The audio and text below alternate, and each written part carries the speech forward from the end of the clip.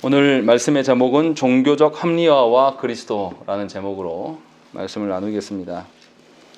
우리가 앞서서 에브라임에 살던 레위인의 레위인이 자기의 첩과 화합하지 못하고 그래서 그 첩이 집을 나갔고 친정집으로 돌아가서 다시 친정집에 가서 장인애로부터 그 첩을 받고 돌아오는 길에서 해가 저물고 또 그래서 이제 여부수성에 바로 앞에 있어서 거기에 종이 머물자고 했으나 이 레위인이 자신이 레위인이기 때문에 대접받을 것을 생각하면서 자기의 동족이 있는 아직은 그 여부수성 예루살렘 성이 아직 점령하지 않은 상태이기 때문에 이방 민족들이 살고 있었기 때문에 자기 동족인 기브아 성으로 갑니다. 그런데 기브아 성에서 도리어 어떤 일을 당하면 불량배들이 이 레위인 처음 보는 레위인과 동성 집단 강간을 요구합니다. 그런데 결국은 자신의 첩을 희생시키고 레위인은 이제 거기서 살아요. 그런데 레위인이 거기에서 이제 자기가 분노가 치밀어서 첩의 시체를 12토막 내서 이스라엘의 각 지파에게 뿌려버립니다. 그래서 이스라엘 지파가 이제 이 기브아가 속한 이 베냐민 지파를 이제 연합 군대로 인해서 진멸하는 장면이 우리가 지난주에 보았던 말씀입니다. 그래서 베냐민에 남겨진 사람이 여자까지 아이까지 싹 죽이고 이제 군인들 남자만 600명 남아있는 그런 상태입니다. 그렇게 된 상황 속에서 이제 이스라엘 백성들이 전쟁 이후에 전쟁을 저질러 놓고 보니까 이제 어떻게 되냐면 자기 12지파 중에서 한 지파가 없어지게 생겼어요. 그리고 이 지파에는 더 큰 문제는 뭐냐면 여자가 없어요. 남자들만 있다라는 거죠. 그러니까 후손을 만들 수가 없는 구조인 거죠. 이러한 상황 속에 있으니까 이제 이스라엘의 지도자들이 모여서 이제 이 문제를 어떻게 해결할 것인가. 이것을 이제 궁리하고 실행하는 것이 사건이 오늘 21장의 말씀입니다. 그런데 이 21장의 말씀은 사사기의 결론에 해당돼요. 굉장히 17장부터 사사기 17장부터는 사사에 대한 언급조차도 없습니다. 이스라엘이 완전히 타락했기 때문에 하나님이 세우신 자도 사실은 찾아보기 힘든 그런 구조 속에서 이 사사기의 결말을 우리에게 보여주고 있습니다. 그러면 사사기 저자는 우리에게 무엇을 말할까요? 마지막에 있어서 마지막을 우리가 읽어보면 25절 말씀 보면 그때 이스라엘 왕이 없으므로 사람이 각기 자기의 소견에 옳은 대로 행하였다. 굉장히 부정적으로 이렇게 마무리가 됩니다. 그런데 사사기 저자가 정말 이것을 말하고 싶었던 것일까? 라는 것을 우리가 이제 오늘 말씀에서 봐야 됩니다. 자, 그러면 이스라엘 지도자들이 어떻게 행동하는지를 이제 하나씩 말씀을 보면서 보십시다. 먼저 우리가 지난주의 사건을 생각해야 되니까 48절 보시면 20장 48절 말씀 보시면 이스라엘 사람이 베냐민 자손에게로 돌아와서 온 성읍과 가축과 만나는 자를 다 칼날로 치고 닥치는 성읍은 모두 다 불살랐다는 것입니다. 그러니까 베냐민의 성읍들을 아예 흔적도 없이 없애버렸어요. 그리고 거기서 만나는 모든 부녀자들, 노인들을 할 것 없이 전부 학살하고 죽였습니다. 그래서 베냐민에 남아있는 사람은 군인으로 나갔던 1600명이 남았는데 1000명은 다 흩어져 버렸습니다. 아예 자기 고향으로 못 돌아가고 아예 떠돌이로 돼서 성경에는 이제 언급하지 않고 600명만 남은 거죠. 이런 상황이 됐습니다. 그런데 이들이 뭘 하냐면 1절 보세요. 21장 1절 말씀 딱 보면 이렇게 자기 지파를 학살해 놓고 이들이 뭐라고 하냐면 1절 한번 읽겠습니다. 시작. 이스라엘 사람들이 미스바에서 맹세하여 이르기를 우리 중에 누구든지 딸을 베냐민 사람에게 아내로 주지 아니하리라 하였더라. 예, 아마도 1절을 말할 때까지만 해도 이들이 베냐민을 학살한 것, 베냐민을 완전히 진멸한 것을 잘했다라고 생각하는 것 같아요. 그래서 뭐라 그러냐면 우리의 동족을 이 레위인에게, 우리의 직분자된 레위인에게 이렇게 함부로 하는 지파들 우리가 잘 처리했다. 그래서 우리는 더 이상 이 베냐민 지파하고는 이제 더 이상 혼인하면 안 된다라는 것을 이들이 맹세합니다. 이 맹세라는 것은 하나님의 이름으로 맹세한 것을 말한 것입니다. 이렇게 이제 이것을 먼저 해요. 그러니까 자신들이 지금 무슨 짓을 했는지를 돌아보지는 않고 먼저 이것을 합니다. 그리고 나서 이제 어떻게 하냐면 2절과 3절 보면 저녁까지 하나님 앞에 앉아서 큰 소리로 울었다라고 되는 것이죠.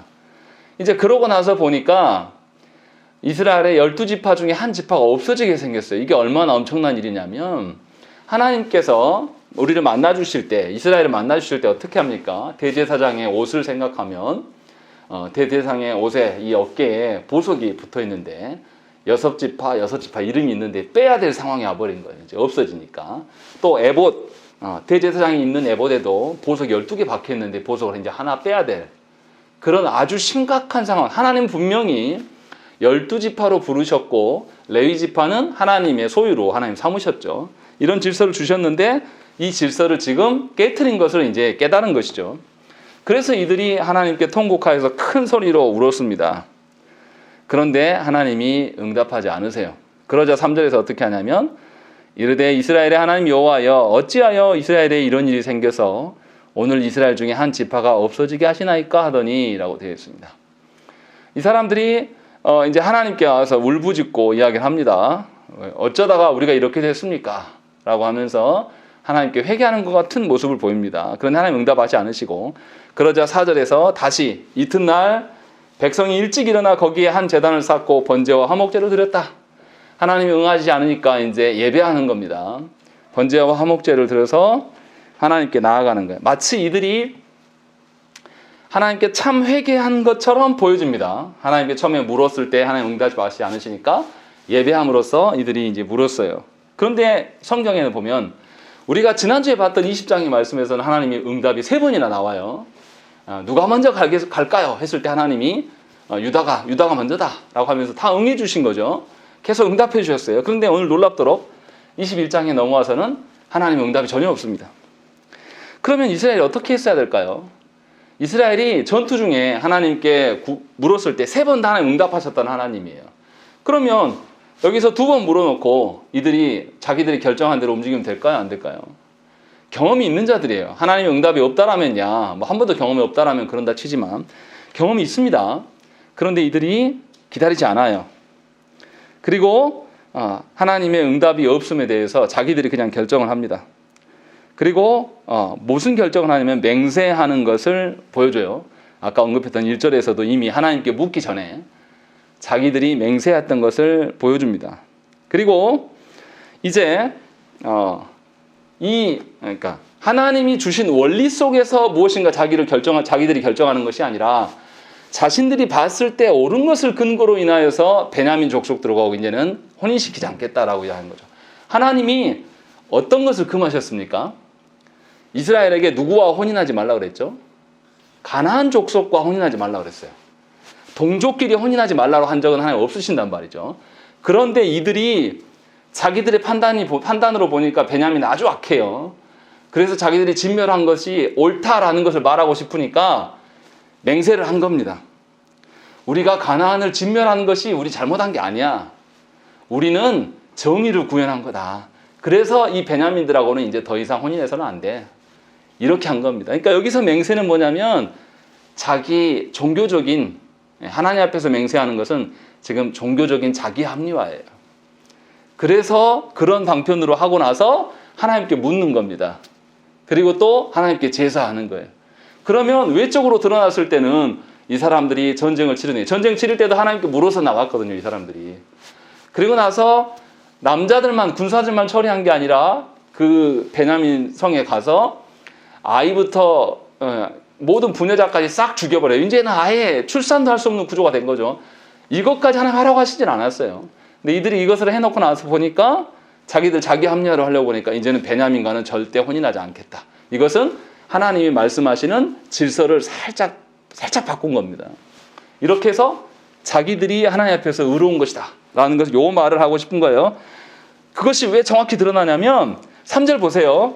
자기들이 학살해놓고 나서 하는 이야기가 무슨 이야기입니까?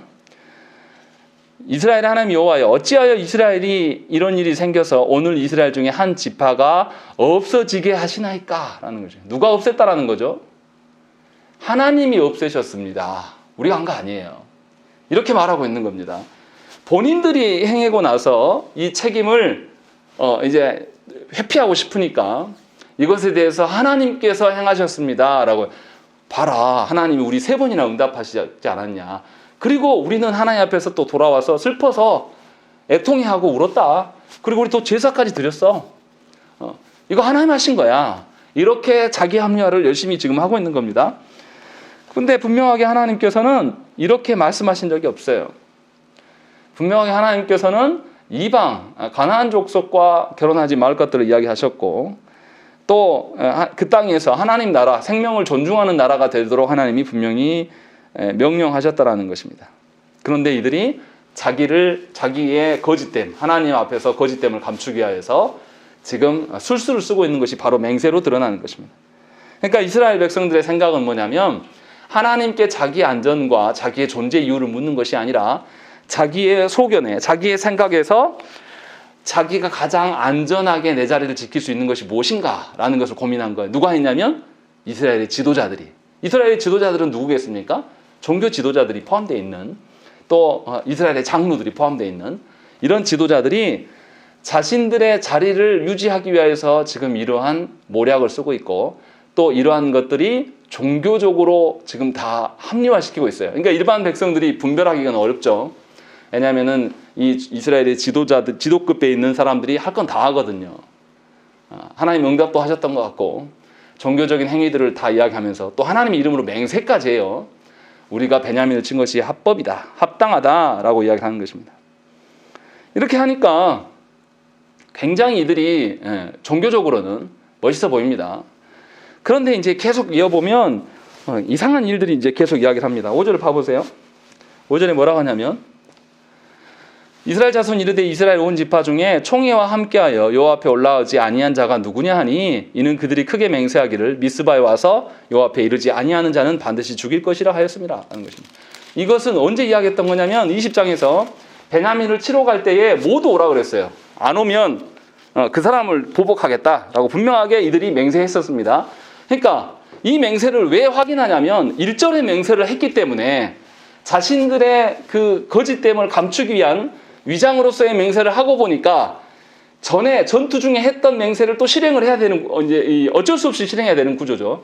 그러고 봐서 따져보니까 누가 안 왔냐면 야베스 길르앗 주민이 한 사람도 안 온 거예요. 그러면 자기들이 하나님의 이름을 걸고 맹세했으니까 어떻게 해야 됩니까? 그대로 실행해야 된단 말이죠. 그래서 이들이 또 어떻게 하냐면 길르앗 야베스 주민을 죽이러 갑니다. 근데 죽이러 가는데 어떻게 가냐면 10절 보세요. 사사기 저자는 뭐라고 말하고 있냐면 회중이 큰 용사 12,000명을 그리로 보내 그들에게 명하여 이르되 가서 야베스 길르앗 주민과 부녀와 어린아이를 칼날로 치라. 한 사람도 안 살려두는 거예요. 다 죽여버립니다. 그리고 11절에는 뭐라고 하냐면 모든 남자 그리고 남자와 잔 여자를 진멸해. 처녀는 안 죽입니다. 이렇게 해서 의도적으로 이렇게 자신들이 맹세한 바를 그대로 실행에 옮기고 있는 거예요. 이 생각을 해보면 너무 이상해요. 이스라엘 백성들이 처음에 동족 베냐민을 칠 때는 어떻게 했습니까? 너희 성읍에 있는 그 불량배들, 레위인을 겁탈하려고 했던 그 불량배들, 걔네들만 내놔. 그럼 우리가 공격 안 할게. 먼저 선전포고를 하고 우리가 무엇 때문에 왔는지를 밝혔습니다. 그런데 여기 보면 야베스 길르앗 주민을 상대할 때는 그런 거 없어요. 그냥 아무 영문도 모르고 있는 사람들한테 가서 누구를 보내냐면 큰 용사 12,000명. 지금 가나안 족속을 진멸하러 가는 것도 아니에요. 그런데 이들이 아주 힘없고 연약한 한 지파도 아니에요. 지금 이 길르앗 야베스 사람들은 아주 작은 성읍이란 말이죠. 그런데 이 성읍에 12,000명이나 그것도 용사들만, 싸움 잘하는 인간들만 골라서 보내요. 그리고 나서 싹 쓸어버립니다. 그런데 쓰는데 여자들은, 처녀들은 살려놔요. 왜 살려놓냐? 7절 말씀 보시면 그 남은 자들에게 우리가 어떻게 하면 아내를 얻게 하리요? 우리가 전에 여호와로 맹세하여 우리의 딸을 그들의 아내로 주지 아니하리라 하였도다 라는 것입니다. 무슨 말이냐면 자기들의 실수한 것을 덮기 위해서 맹세했는데 베냐민 이제 족속들하고는 더 이상 혼인 관계를 맺지 않겠다라고 자기들이 맹세를 해버렸어요. 그러니까 자기들의 이 맹세해 놓은 것을 지켜야지 자기들이 의롭거든요. 그래서 베냐민 지파를 그냥 딸을 줄 수가 없어요. 그러면 베냐민 지파는 누구랑 결혼해야 되냐면 이방인들하고 해야 한단 말이죠. 이방인들하고 하나님께서 결혼하지도 말라 하셨거든요. 그러니까 자기에게 주어져 있는 현실과 자신의 맹세한 바가 충돌이 일어나요. 그럼 뭐를 처리해야 되겠습니까? 내가 지금 처해 있는 환경과 현실은 누가 만드신 겁니까? 하나님께서 만드신 거예요. 그리고 자신이 맹세한 바는 자신이 한 걸 수도 있고 하나님이 명하신 걸 수도 있어요. 그런데 이것이 서로 부딪힙니다. 그러면 하나님께 물어야 정상 아닙니까? 근데 안 물어요, 이 사람들. 안 물고 자신의 현실을 바꿔버립니다. 자신의 맹세한 바를 이것이 옳다라는 걸 입증하고 싶으니까 자신의 현실에 있는, 그러니까 길르앗 야베스 사람들을 그냥 학살해버립니다. 그리고 자신들의 현실이 뭐가 문제입니까? 지금 이 싸움에 참여하지 않은 사람들 우리가 다 죽이겠다고 한 이 현실. 또 한 가지 현실은 뭐예요? 자기들이 베냐민 지파를 학살하고 나니까 이들에게 아내를 줘야 된단 말이에요. 그래야지 이 지파가 안 없어진단 말이에요. 하나님께 그 죄의식이 있기 때문에. 이것에 해결의 문제가 생긴 거예요. 그러니까 애들이 깨를 쓴 겁니다. 아, 이게 한꺼번에 해결되겠다. 자, 길르앗 야베스 가서 우리가 맹세한 대로 이들을 다 쳐서 죽이자. 그런데 거기에서 시집 안 간 여자들, 처녀만 데려와서 그 여자들을 베냐민한테 주면 되겠다. 라고 이렇게 이제 합의를 본 겁니다. 그렇게 해서 가서 전부 학살해서 죽이고 이 여자들을 데려와서 베냐민 지파에게 줘요. 그런데 베냐민 지파는 600명의 남성이 남아 있었는데 성경에 보면 400명밖에 없었다라는 것들 이렇게 이제 이야기를 합니다. 그러니까 얼마나 기막힌 현실입니까? 계속해서 이 사람들이 하나님의 뜻을 이루고자 하는 것이 아니라 계속해서 처음 맹세가 뭐냐면 자기들이 저질렀던 것을 덮기 위하여서 자신의 죄악들을 덮기 위하여서 하나님 앞에서 하나님께 묻지도 않으면서 거짓된 맹세를 딱 하고 보니 베냐민 지파에 문제가 생긴 거, 이것도 책임져야 될 것이 생긴 것이죠. 그리고 자신들이 맹세해놓고 보니까 또 다른 옛날에 했던 맹세가 생각이 나고 이것을 다 이루려다 보니까 결국은 죽지 않아도 될 자기의 동족, 야베스 길르앗 주민들까지도 다 학살하게 되고 그 중에서 또 여자들만, 처녀들만 살려놓는단 말이죠. 그러면 제가 이제 물어볼게요. 이들이 자신들이 전쟁에서 우리 전쟁에 참여하지 않은 사람을 다 죽이겠다라고 했던 맹세 지켰습니까? 안 지켰습니까? 지켰습니까? 안 지켰습니까? 안 지켰어요. 진멸할 거면 진멸을 하는 건 뭡니까? 싹 죽여야 돼요. 근데 다 죽였습니까? 처녀들 400명은 살려놨어요. 그러니까 이 사람들은 자기들이 말한 기준도 자기들이 안 지키는 사람들이에요. 자기의 죄악을 감추기 위해서 맹세했던 것으로 인하여서 또 다른 맹세가 생각났고 자신들이 벌려놓은 일들을 수습하기 위하여서 하려다 보니까 이것이 서로 충돌해요. 서로 자신이 맹세한 것과 자신의 현실과 충돌해요. 그러면 지금까지 우리가 아무리 노력해하고 먼 길을 이렇게 와버려서 돌이킬 수 없을 것 같은 상황이 돼도 우리가 뭐 해야 됩니까? 다 멈추고 새로 시작하더라도 다 멈추고 하나님 이거 어떻게 해야 될까? 이거 뭐가 문제가 있네요. 하고 돌이키는 것이 하나님의 백성이고 하나님이 세우시려고 하는 가나안 땅에서의 나라가 되는 거죠. 그렇게 안 하는 것은 하나님 나라가 아니고 자기 나라 세우려고 하는 거예요. 근데 이들이 지금 그러고 있는 겁니다. 그러니까 하나님 앞에서 한번 자기의 그 하나님은 우리를 사랑하셔서 우리가 어떤 존재인지를 알게 해주시는 것이 신자됨의 처음이에요. 우리가 얼마나 죄가 많고 우리가 얼마나 뒤틀려 있는가를 깨닫게 한 사람이 그것을 깨달은 사람이 드디어 해보려고 하다가 자기 힘으로 안 되는 것을 또 경험해요. 그리고 나서 이거 하나님밖에 하실 수가 없구나. 그래서 이제 그리스도를 필요로 하게 돼요. 그런 사람이 복음을 듣습니다. 그래서 신자가 된다는 것은 반드시 우리의 죄악이 폭로되는 것이 첫째고 그 폭로되는 것이 사실 하나님의 놀라운 은혜예요. 그래야지 우리가 어떤 존재인지를 알죠. 그런데 놀라운 것은 뭐냐면 저국교안의 성도들은 이런 태도가 없어요. 거의 없습니다. 설교를 통하여서 여러분들의 죄악이 드러나고 여러분들의 그 치부가 드러나면 굉장히 싫어해요. 그래서 사사기 19장부터 20장 21장 말씀은 정말 읽기가 힘든 본문이에요. 레위인이 첩이 있고 이상한 짓을 막 하고 12토막 내버리질 않나. 하나님께서 가나안 정복전쟁에서 이방을 족속을 진멸하라고 하셨는데 하나님이 가나안 땅을 정복전쟁을 하는 이유는 뭡니까? 하나님께서 가나안 7족속에 그 땅을 먼저 주셨는데 그들이 하나님이 아닌 이방의 신들, 우상들을 섬기면서 그 땅을 더럽혔어요. 그러니까 하나님께서 하나님의 심판의 도구로 이스라엘을 써서 지금 진멸하라는 거거든요. 그렇게 하는 거라면 이스라엘 백성들이 심판의 도구로서만 순종했어야 돼요. 그런데 자기들이 들어가 보니까 좋은 것들이 너무 많아요. 그래서 진멸하지 않습니다. 그러다 보니 이제 이 이방 나라들과 섞여서 살게 되는 것이고, 그래서 사사기의 사건이 드러나는 거죠. 그랬는데 이제는 도리어 어떻게 되냐면 충분한 힘이 있고 능력이 있는데 하나님 앞에서 제사도 드리고 할 것은 모양새는 다 하고 있음에도 불구하고 뭐 하냐면 동족 이스라엘을 죽이고 학살하는, 그것도 베냐민 지파만 죽이는 게 아니라 이 베냐민 지파를 학살한 것에 대한 책임을 면하려고 종교적인 자기 합리화를 해서 맹세했던 것들로 인하여서 이제는 야베스 길르앗 주민까지도 학살하는 일들을 자행하게 되는 거죠. 처음부터 하나님이 그들의 죄악을 드러내실 때에 이들이 돌이켜서 하나님께 회개했다라면 이런 일은 없어요. 그러니까 한 가지 자기의 치부를, 하나님께서 분명히 이스라엘 백성들의 더러움과 악함을 보이셨죠. 보이셨는데 이들이 이것을 드러나기가 싫은 거예요. 누가요? 종교 지도자들이. 이스라엘의 아주 작은 백성들이 그랬다라는 게 아니라 이스라엘의 대표자들이 그러고 있는 거예요. 하나님을 안다 하는 작자들이. 그래서 그들이 거짓된 종교적인 자기 합리화를 만든 거예요. 그렇게 해서 하나님의 이름도 거론하고 하나님 앞에 제사도 드리고 또 하나님의 이름으로 맹세까지도 하는 사람이에요. 그러니까 분별력이 없는 사람들이 봤을 때는 이 사람들은 정말 거룩한 사람들이에요. 그런데 너무 이상해요. 이 정도 힘이 있는 사람들이 가나안 정복 전쟁은 하지 않아요. 뭐만 하냐면 자기 동족 학살 전쟁만 계속 하는 겁니다. 다 뭐 하려고 하는 거냐면 자기 치부 가리려고 하는 거예요, 사실. 그래서 하나님 응답하시지 않습니다. 아무 반응도 없어요. 자기들 멋대로인 거죠. 생각을 해보십시다. 이 여자들, 자기의 부모, 자기의 형제들, 이 이스라엘 연합군대가 와서 싹 학살하고 자기 길르앗 야베스 성읍까지 싹 불태워버렸어요. 그리고 나서 살아남은 처녀들 400명, 이렇게 된 사람들 데리고 가서 베냐민하고 결혼하라 그러면 그 베냐민 사람들과 함께 알콩달콩 행복한 가정을 이루면서 엄청나게 출산하고 번성하고 생육할까요? 그러겠습니까?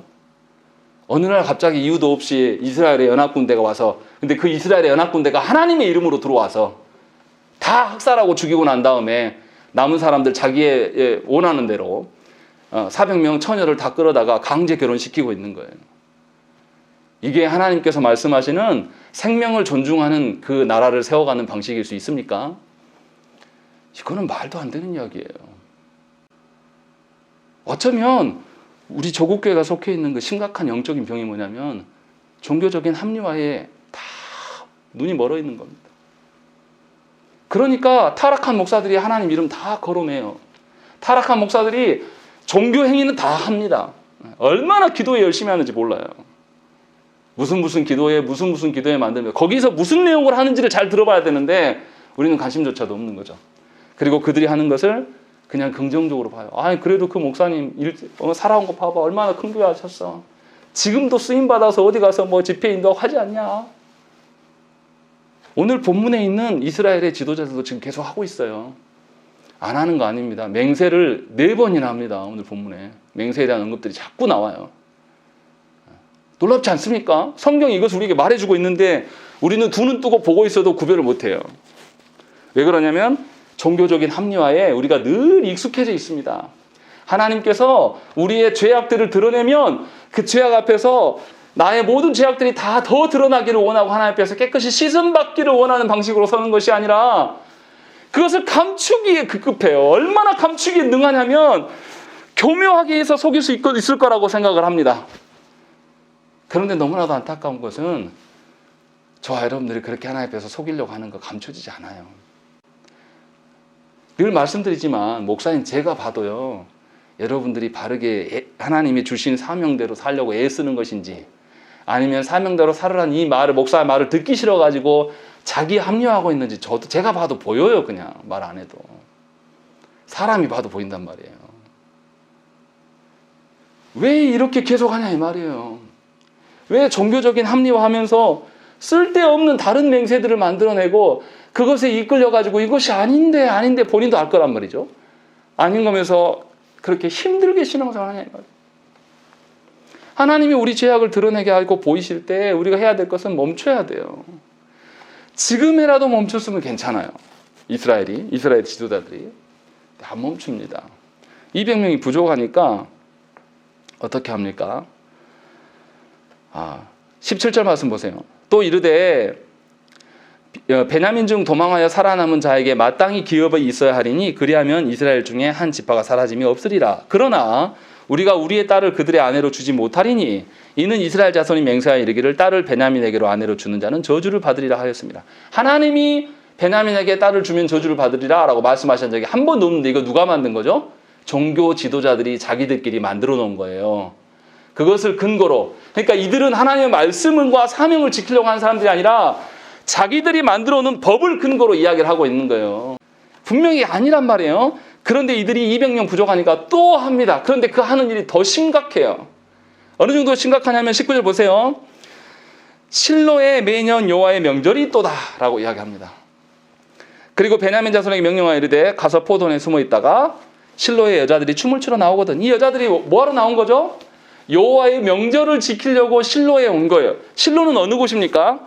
하나님의 언약궤가 있는 곳이고 하나님이 그곳에 임재하시는 종교의 중심지예요. 하나님의 성막이 있는 곳에서 거룩하고 어떠한 것들을 할 수가 없는 거죠.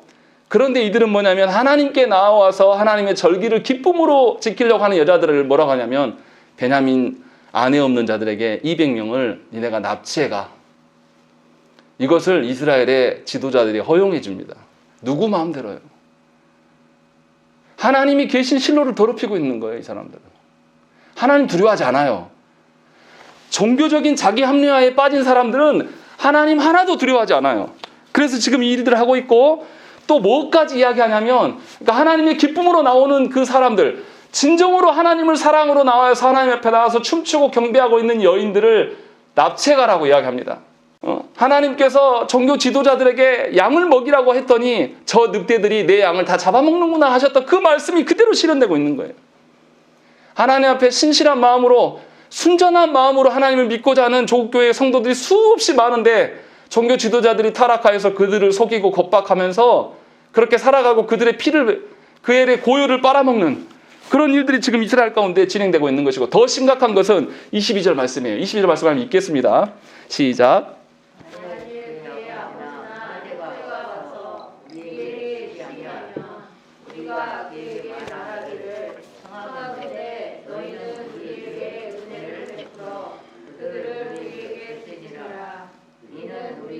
전쟁할 때에 각 사람을 위하여 그의 아내를 얻어주지 못하였고 너희가 자유로 그들에게 준 것이 아니니 너희에게 죄가 없을 것임이니라 하겠노라 하네.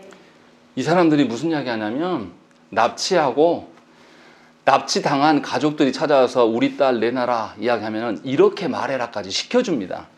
그러면서 뭐라 그러냐면 기가 막혀요. 그의 아내를 얻어주지 못하였고 너희가 스스로 그들에게 준 것이 아니니까 너희 맹세가 거짓된 것이 아니다. 그냥 뺏긴 거 아니냐. 그러니 그냥 너희 딸을 모른 척하고 줘라 라고 이야기해요. 이게 말이 됩니까? 어떤 부모가 이것을 용납하겠어요? 그런데 이것이 이스라엘 지도자들의 대응책이에요. 납치해가라는 거예요. 그것도 누구를요? 하나님께 예배하러 나오는 순전한 사람들을 납치해가지고 베냐민 지파가 마음대로 취하라는 거예요. 이런 나쁜 인간들이 어디 있습니까? 그리고 그 뭐라고 합니까? 그 앞에는 더 기가 막혀요. 우리가 그에게 말하기를 청하건대 너희는 우리에게 뭐를 베풀라고요? 은혜를 베풀래요. 이게 은혜입니까? 이게 하나님이 말씀하시는 하나님 베푸시는 은혜예요? 처녀들을 납치해가지고 마음대로 하는 것 그리고 너희가 스스로 준 것이 아니라 뺏긴 것이니까 우리 맹세를 저버린 것이 아니다. 이게 말하는 것이 하나님의 은혜 주심이에요? 이렇게 종교적으로 자기 위장하고 종교적으로 자기 합리화하는 사람도 은혜를 말하고 하나님의 이름을 이야기하고 사명을 언급하고 종교적인 것들을 다 꾸며서 할 수 있어요. 그런데 하나님께서 이것을 보고 이들을 용서하시겠습니까? 더 큰 문제는 뭐예요?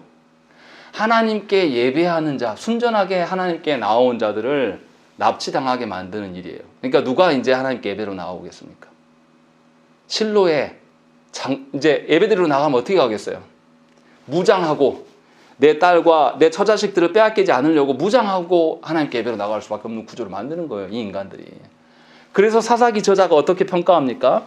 12절 말씀 보세요. 충격적인 이야기입니다. 12절 말씀 읽겠습니다. 시작.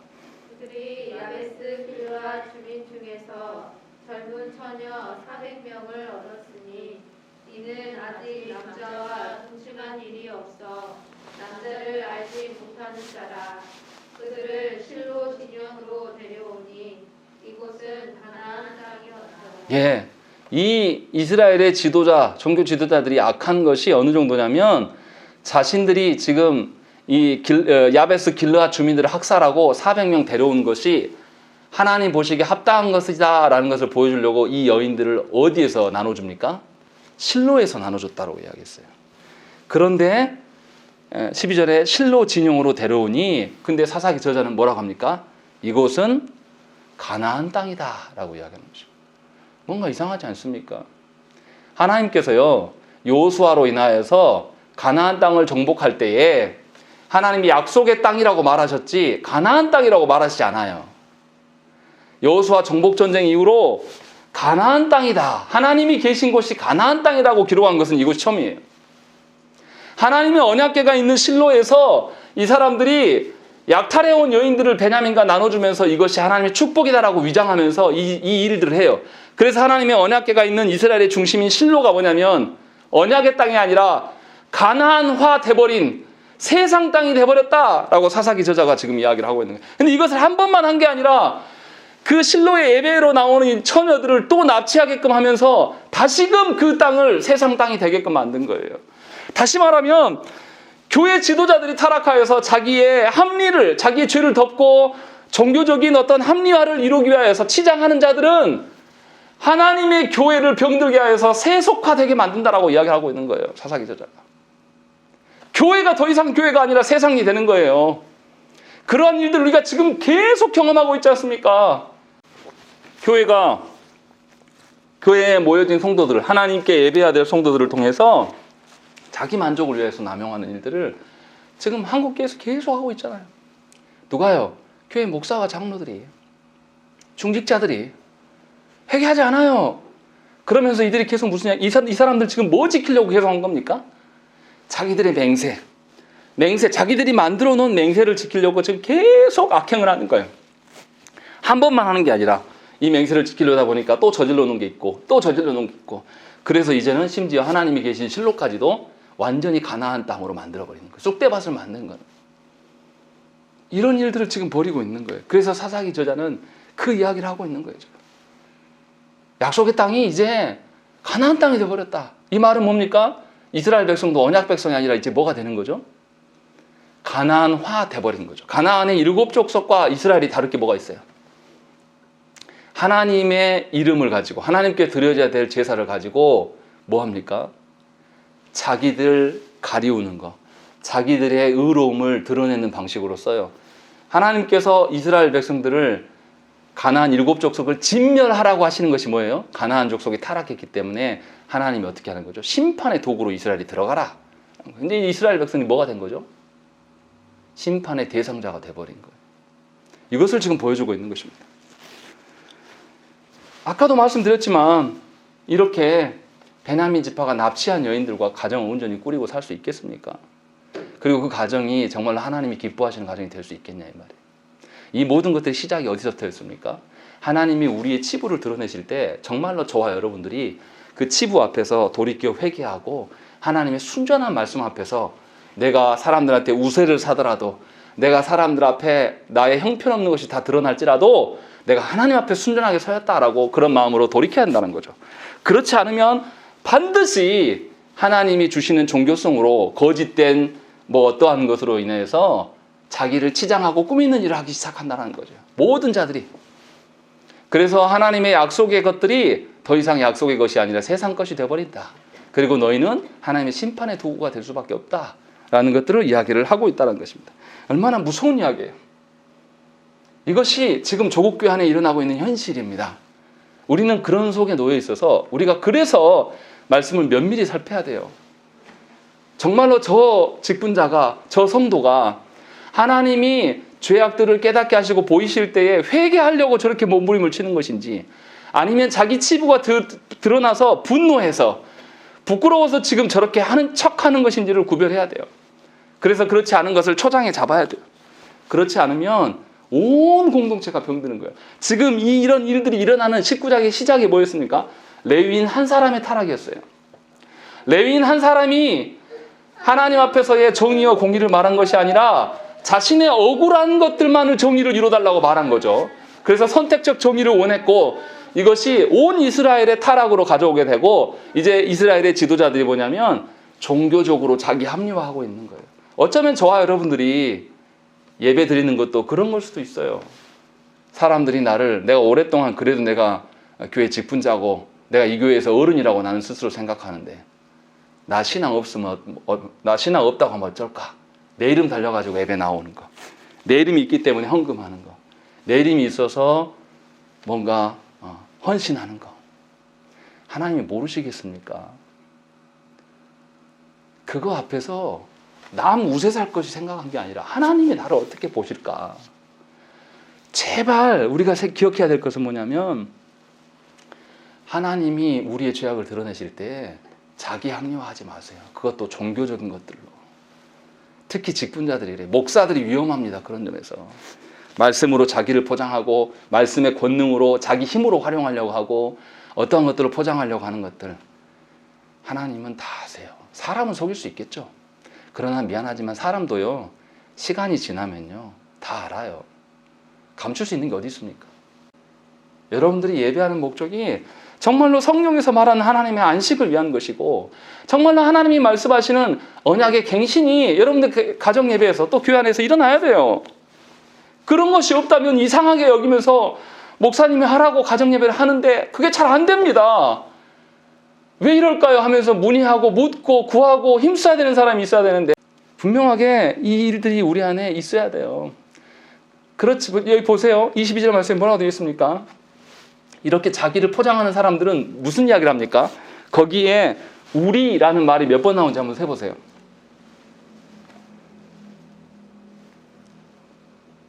(22절에) 우리에게 시비하면 우리가 그에게 말하기를 우리에게 은혜를 베풀어 우리에게 줄지니라. 우리가 전쟁할 때 다 뭐합니까? 하나님이 이렇게 하실 때 하나님이 이렇게 하실 때 우리가 거기에 맞춰야 된다 이렇게 말하지 않아요, 이 사람들이. 그런데 심각한 것은 무엇입니까? 25절 말씀이에요. 그때 이스라엘의 왕이 없으므로 사람이 각기 자기의 소견에 오른 대로 행하였더라 라고 이야기하고 있는 것입니다. 지금 사사기 저자가 무슨 이야기하고 싶은 겁니까? 이스라엘이 타락했고 다 지옥 백성이다 이 말하고 싶어서 얘기를 하고 있을까요? 그렇지 않아요. 이스라엘의 죄악들을 밝히 드러내 보여주고 있어요. 아까도 말씀드렸지만 하나님께서 우리의 죄악을 드러내는 이유는 무엇입니까? 예수 그리스도로 말미암아서 은혜 주시기 위하여서 예수 그리스도께서 필요하신 분임을 깨닫게 하시기 위해서 우리의 치부를 다 드러내시는 거예요. 다시 말하면 사사기를 기록한 목적은 니네 그것밖에 안 돼. 니네 다 죽어야 돼. 요 말 하려고 하시는 것이 아니에요. 사사기 다음에 뭐가 나옵니까? 뒤에 룻기 나오고 사무엘상 11기가 나와요. 무슨 말입니까? 이스라엘 가운데 왕이 없어서 이 사람들이 이렇게 타락하고 있다. 그래서 참다운 왕이 필요하시다. 그게 누구냐? 하나님이신데 참다운 왕이 오시기 전에 이스라엘 백성들이 너무 못 참고 못 기다리니까 하나님께서 왕을 세워줘요. 레위인이 처음에 어디로 가려고 그랬습니까? 레위인의 종이 어디 가서 머물자고 그랬죠? 여부수성. 여부수성은 예루살렘 성이에요. 그런데 이 레위인이 뭐라고 합니까? 아니 거기는 우리 이민족들이 살아. 그러니 우리가 기브온으로 가자. 근데 거기 그 동포가 있는 성에 가서 동성강간을 당하고 사건이 터지잖아요.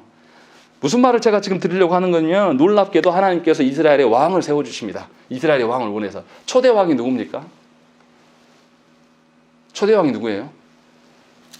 사울이에요. 그렇지 않습니까? 근데 사울이 어디 출신인지 아십니까? 베냐민 기브아 성 출신이에요. 레위인이 기브아 성에서 우리가 대접받을 것이다 라고 기대했잖아요. 근데 하나님은 종의 입을 통해서 어디로 가라? 처음에 어디로 지명해 주셨죠? 예루살렘 성. 아직은 정복하지 못. 예루살렘 성을 누가 정복합니까? 다윗이 정복해요. 그래서 하나님께서 의도적으로 이스라엘이 계속해서 사람 왕 필요합니다 라고 했을 때 하나님께서 사람 왕이 있더라도 하나님 앞에서 신실하지 못하는 왕이 오면 너희들이 다 힘들어질 거야 라는 것을 샘플로 보여주기 위해서 누구를 주느냐? 사울을 줘요. 사울이 하나님 앞에서 계속 거절하고 잘못된 왕으로서 섭니다. 그러니까 이스라엘 백성들이 아니요 진짜 좋은 왕이 필요합니다 이런 간절함 속에서 있을 때 드디어 하나님 누구를 주십니까? 다윗 왕을 주셔서 예루살렘을 복권하시고 하나님께서 기뻐하신 예루살렘 성에다가 하나님 뭘 기반을 만듭니까? 하나님이 임재하실 성전의 모든 기반을 만드는 사람이 다윗 왕이에요. 이게 그냥 사사기 이야기가 그냥 따로 있는 게 아니에요. 괜히 기부와 성 이야기하는 게 아니란 말이죠. 그렇게 연계되어 있어요. 궁극적으로 하나님께서는 다윗 왕을 통해서 누구를 보이고 싶으신 거예요? 예수 그리스도예요. 진정한 우리의 왕이 누구시냐? 예수 그리스도가 아니냐? 그래서 하나님께서는 아담이 타락하자마자 누구를 약속하신 것이죠? 예수 그리스도를 약속하셨고 이 예수 그리스도를 약속함에 있어서 너희들이 왜 모르냐? 너희들이 이렇게 타락했기 때문에 주님이 필요해. 너희의 죄악이 이런 거야 라고 이야기해 주는 것이 사사기의 말씀이에요. 그러니까 사사기의 말씀을 보면서 우리가 이렇네. 우리가 이렇게 할 수 없는 존재네. 진짜 우리의 왕이 하나님이시구나. 하나님 앞에서 우리를 감추고 막 이렇게 포장하려고 하는 게 아니라 하나님이 우리의 죄악을 드러내실 때 우리가 회개하고 하나님의 손을 붙들고 살아가야 되고 우리의 왕 대신 그리스도를 소망하며 살아가지 않겠냐. 이것을 목적으로 지금 사사기 저자가 계속해서 무슨 이야기합니까? 그때 왕이 없었기 때문에 사람이 각기 소견대로 살았다라고 이야기하는 거예요. 정말로 이들에 대해서 진노하려면 이렇게 표현 안 하겠죠. 이스라엘이 타락하여서 하나님의 진노 가운데 있다 이렇게 표현하겠죠. 근데 사사기 저자는 계속 무슨 이야기합니까? 그때 왕이 없었기 때문에 이들이 자신의 각자 소견대로 산다. 진정한 왕이 필요하다. 그 왕이 바로 하나님이시고 예수 그리스도시다 라는 것을 알려주기 위해서 지금 이야기를 하고, 그러니까 이 사사기의 말씀은 구약의 말씀이 아니에요. 누구를 지향하고 있습니까? 예수 그리스도를 지향하고 있는 신약과 결부되어 있는 말씀이고 복음의 말씀이에요. 그래서 마지막에 그 이야기를 하고 있는 겁니다. 마지막 21장 25절 말씀에 그때 이스라엘의 왕이 없으므로 사람이 각기 자기의 소견에 오른 대로 행하였다라고 하는 것은 너희들에게 진정한 왕이 필요한 거야. 이 소망의 메시지를 주기 위하여서 지금 이 말씀을 하고 있는 거예요. 제가 부족하여서 사사기 설교하면서 여러분들을 꾸짖는 것처럼 설교를 쭉 해온 것은 사실이에요. 저의 한계입니다. 그러나 사사기 저자가 하나님께서 말씀으로 우리에게 하고 싶은 이야기는 하나님이 너희들의 죄악을, 치부를, 너희의 어리석음과 너희의 인생의 고통을 다 드러내게 하시는 것이 무엇이냐? 이 모든 해결책은 너희 안에 있지 않다. 하나님께 있다. 이 말을 우리에게 해주고 싶어서 계속 이 이야기를 하고 있는 거예요. 그러니 저와 여러분들이 말씀 앞에서 우리가 어떻게 살아야 되겠습니까? 하나님이 나의 죄악을 드러내시고 하나님이 나의 더러운 것들, 나의 볼썽사나운 우리의 가족의 그 치부들까지 다 드러내실 때에 괴로워하면서 슬퍼할 것이 아니라 하나님이 드디어 우리의 모든 것들을 다 이것을 깨끗하게 치유하시려고 다 드러내시구나. 환자가 오면 어떻게 해요? 암에 걸려있으면 환자를 치료하려면 어떻게 해요? 배에 들어온 것을 갈라내야 돼요. 그래야 저 속에 있는 것까지 다 끄집어내야 된다. 그래야지 청결해지는 것처럼 주님이 그 작업을 너에게 지금 시행하고 있다라는 것들을 지금 우리에게 알려주는 거예요. 그러니 우리가 어떻게 해야 되겠습니까? 하나님의 말씀을 통해서 우리 죄악이 드러날 때 나를 자꾸만 종교적으로 합리화하려고 하고 하나님이 주신 은혜의 방편들로 나를 꾸미려고 하지 마시고 도리어 나를 부인하고 예수 그리스도를 붙잡고 살아가실 때에 저와 여러분들에게 소망이 있는 거예요. 그러할 때에 사람이 나를 안아주지 않아도, 그러할 때 인생에 고통이 있고 괴로움이 있어도 이것까지도 하나님께서 나의 무능과 무지를 알게 하시기 위해서 주신 것이구나 하면서 감사로 받을 수 있게 되는 거죠. 이것이 복음의 원리예요. 그런데 너무나 제가 가슴이 타는 것은 조국교회 성도들이 죄악을 드러내면 견디지를 못해요.